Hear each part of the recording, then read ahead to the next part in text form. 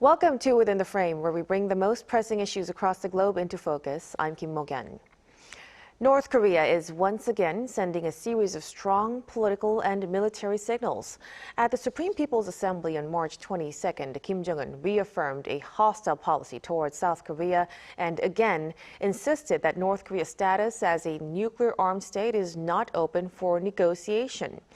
At the same time, Pyongyang carried out military activities during the South Korea-U.S. Freedom Shield exercise, including drills simulating a breakthrough in South Korea's defense lines. The meeting also brought changes inside the leadership, raising questions about the regime's internal dynamics and future strategy. So what message is Kim Jong-un sending to Seoul and Washington, and what could it mean for security on the Korean Peninsula? For more on this, we are joined in the studio by Kim Mok-yeon, Senior Research Fellow at the Institute for National Security Strategy. A big welcome, Dr. Go. Good to see you. And also joining us online is Edward Howell, lecturer in the International Relations at the University of Oxford. Very good to see you, Dr. Howell. Very, very good to be here.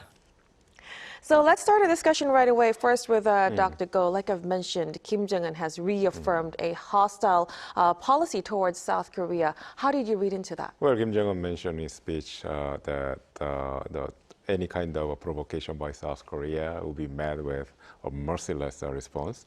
And clearly the aggressive language is very strong on the part of North Korea. But then what's interesting about it is that North Korea had threatened South Korea with quote-unquote merciless or overwhelming response several times already. So the message has been reaffirmed, so in a way kind of stale by now. So I think we should read between the lines here. So ultimately, the power to be that can threaten the regime at the moment is not South Korea, but in fact it's actually the United States. So, but then at the same time, there's the conflict by North Korea when it comes to its own approach towards Washington. Washington for North Korea is a counterpart of potential diplomatic breakthrough, but at the same time, it's a major source of threat. So I think what North Korea is trying to do here is, by exaggerating its language, the aggressive language towards South Korea, essentially is trying to send a message to Washington. I think Kim Jong-un is especially concerned about what's going on in the Middle East. So the major decapitation operations that the United States carried out against Iran, I think probably drove a very strong a message or signal to Pyongyang. And clearly, North Korea is a regime that puts priority, the utmost priority when it comes to protecting the leadership. So I think even though the chance of the United States carrying out a unilateral, surprising decapitation operation against North Korea is pretty much close to nil, I think it's something that the North Korean regime has to take into consideration. So they want to send a message to Washington, but they don't want to, for instance, completely burn the bridge about the possibility of engaging President Trump with dialogue. So I think they're sending a very strong message to South Korea, but it's really meant for the United States. So the message is kind of directed at Washington. Yeah. But even though with the harsh words, it's really the concept of the two hostile states was really not disclosed and formally written into Constitution. Some analysts say this could be an attempt to maximize strategic ambiguity. Dr. Howell, how do you see this? Yes, I mean, I think what is clear now is that this is not new as a result of the recent Supreme People's Assembly, right? As of December 2023, January 2024, the renunciation of peaceful reunification of the two Koreas by Kim Jong-un made very, very clear that enmity with Seoul is now permanent. And Kim Jong-un said this explicitly, at the Supreme People's Assembly. This is a clear signal to Lee Jae-myung that actually the Lee Jae-myung's initiatives of reconciliation and so-called peace between the two Koreas is not going to work, and that North Korea, I mean, even before the recent Supreme People's Assembly, Kim Yo-jong denounced this as an appeasement offensive. I think what's important here is that North Korea's relations with the South are much, much bleaker than those with the US. As Dr. Go mentioned, Kim Jong-un has not shut the door to the US completely. The door may be ajar by a very small amount. We saw Kim call the US a terrorist state, for instance, in light of what's been happening, in Iran. But there is really no interest. on the part of North Korea vis-a-vis South Korea. I mean, even if we speak about any potential, and this is a real potential, Trump-Kim dialogue, neither side really needs South Korea now compared to 2017 or 2018 because they've met before. So it's really about Pyongyang and its message to the Washington. And when we talk about that, Kim criticized what he calls U.S. aggression, but he did not really point out President Donald Trump directly. And he again said North Korea's status about nuclear possession is not up for negotiation. How would you read into this, Dr. Go? So clearly it's a diplomatic statement by North Korea. It's a signal that it's not even a signal, it's a very clear message directed at Washington. So first of all, we have to, when we're parsing out this statement, clearly they are expressing, essentially they are making a general condemnation of what the United States has done in a way to express solidarity with the Iranian regime.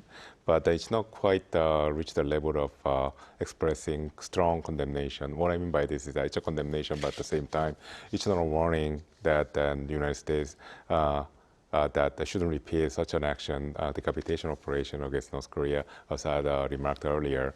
But at the same time, as Dr. Howard actually mentioned, it's leaving open the possibility of engaging in dialogue with the United States. So it's a very ambiguous statement, but at the same time, it actually reflects a dilemma on the part of the regime.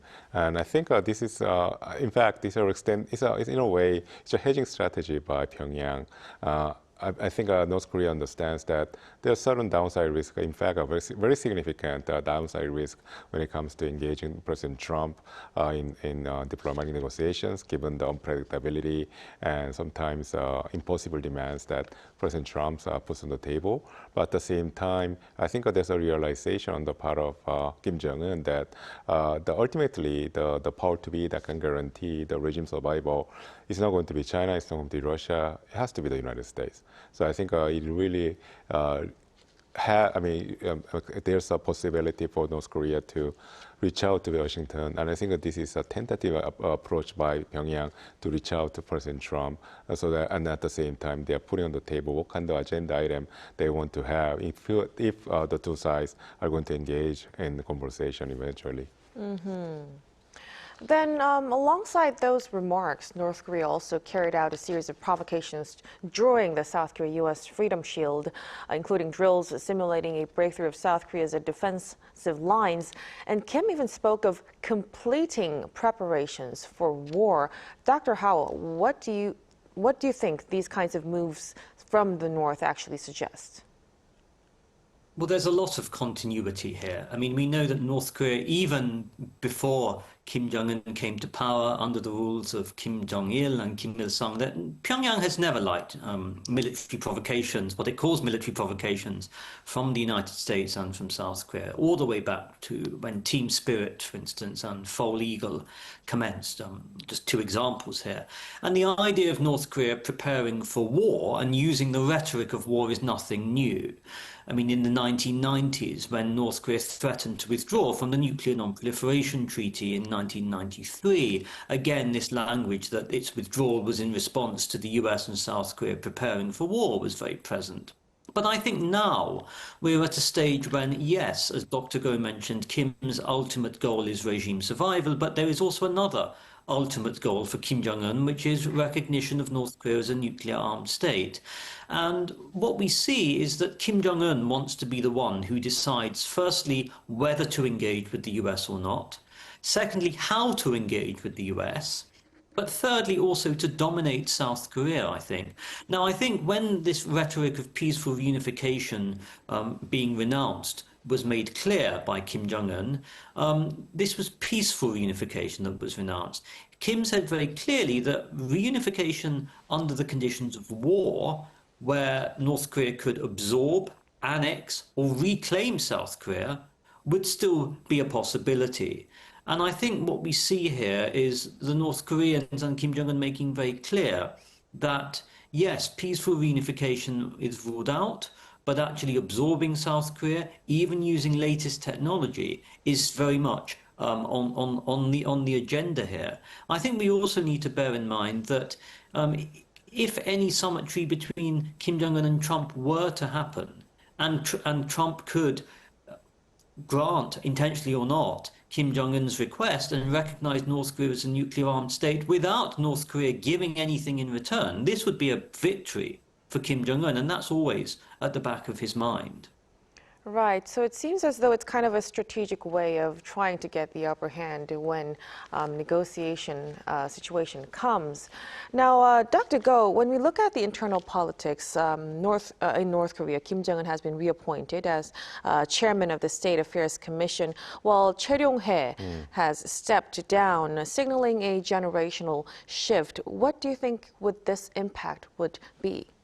Well, I think it's a natural change of guards within the North Korean regime. We have to remember that Choi Ryong-hae is pretty old. He's 76 years old, so almost double the age of Kim Jong-un. So it was about time for the new generation to come in. But I don't think the new generations are pushing the old generation out. Clearly, Choi Ryong-hae had this mission and role of smoothing out the transition of power between the Kim Jong-un's father, Kim Jong-il, and Kim Jong-un himself. But having said that, he's done his job and he's actually on his way out. But then the new generation that coming in is represented by somebody like Kim Yo-jong, who's now succeeding Choi Ryong-hae's previous position as the chairman of the Supreme People's Assembly's permanent committee. So in that sense, I think there's clearly a difference between Cho Yong-won, the successor to Choi Ryong-hae, who's actually leaving the post. So Cho Yong-won is very interesting. He's in fact a career party apparatchik. So it doesn't actually, he only owes to Kim Jong-un for his promotions and success. So it's not like Choi Ryong-hae, who had a stake in the North Korean regime independent of Kim Jong-un. So Choi Ryong-hae belongs to the old foundational family of North Korea. So in that sense, he had his own fiefdom, his own power base, so to speak, which, well, relatively speaking, in North Korea, clearly there's only one power, and that's Kim Jong-un. But nonetheless, Choi Ryong-hae had some sort of autonomy that Cho Yong-won completely lacks.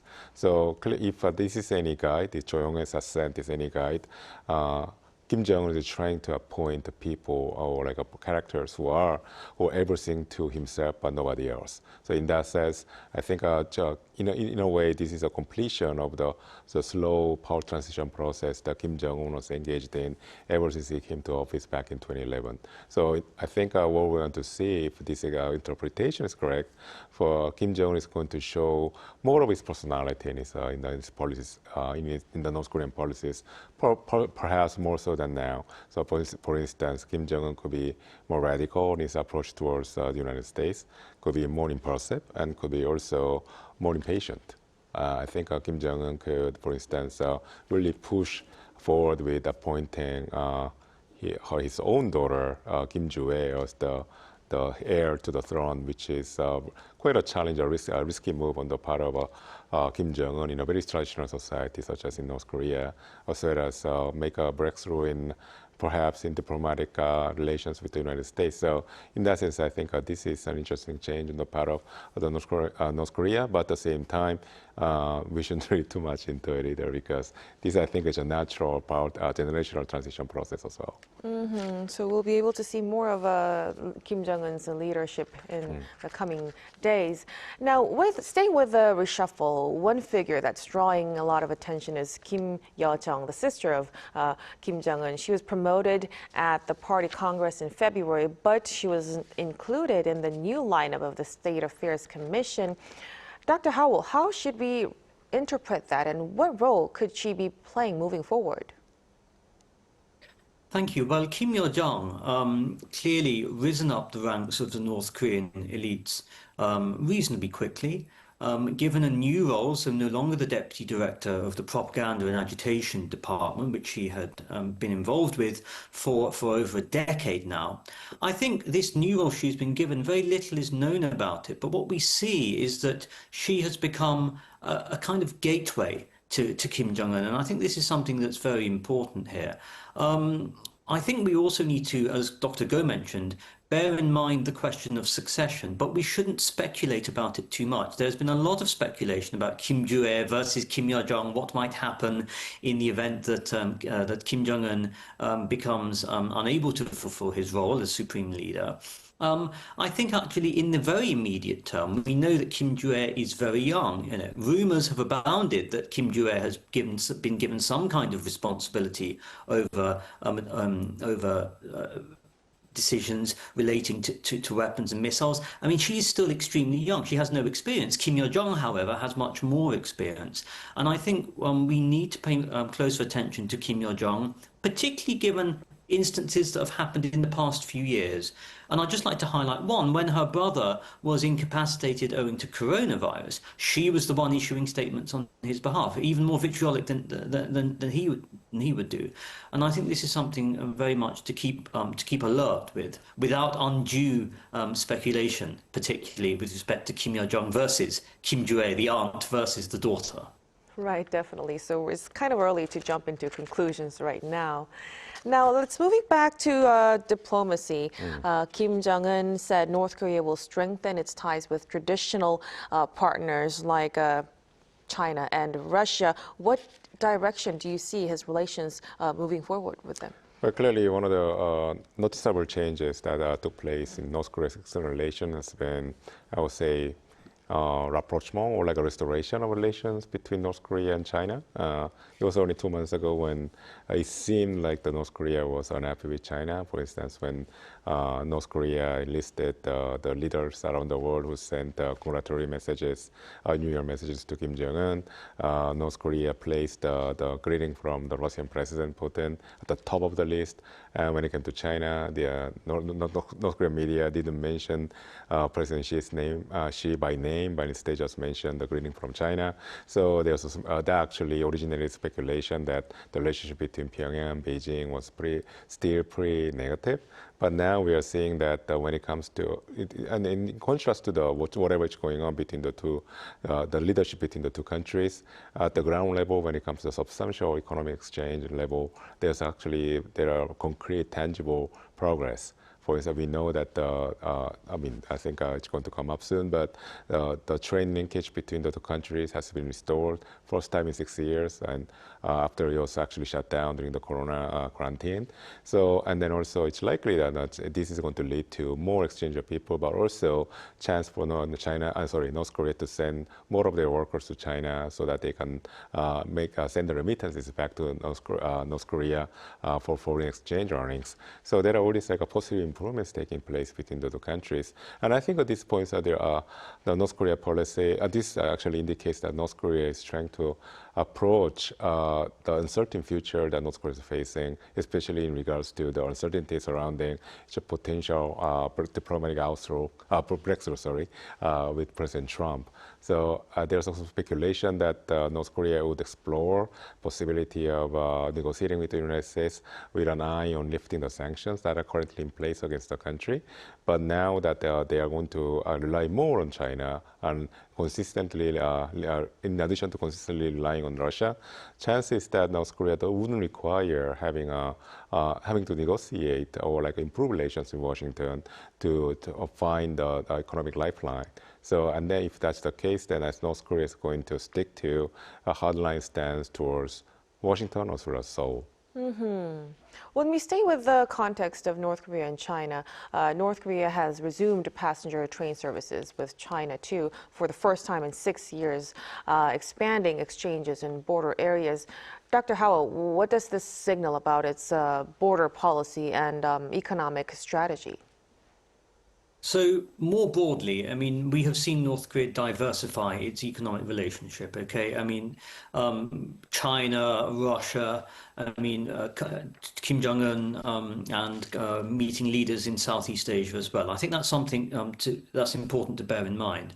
With respect to China, China is North Korea's most important economic lifeline, and Beijing matters far more to Pyongyang than Moscow in the long term.